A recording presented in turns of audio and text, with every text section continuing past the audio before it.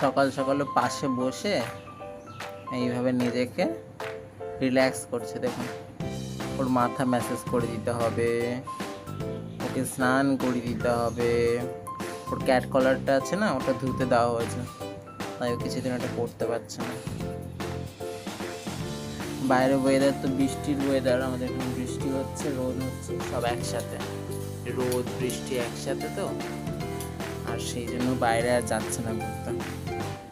চুপচাপ বসে বসে এখানে রিল্যাক্স করছে, রিল্যাক্স একদম চোখ বুজে। দেখুন বাবা, কি আনন্দ মিনি, তাই না মিনি? কি আনন্দ।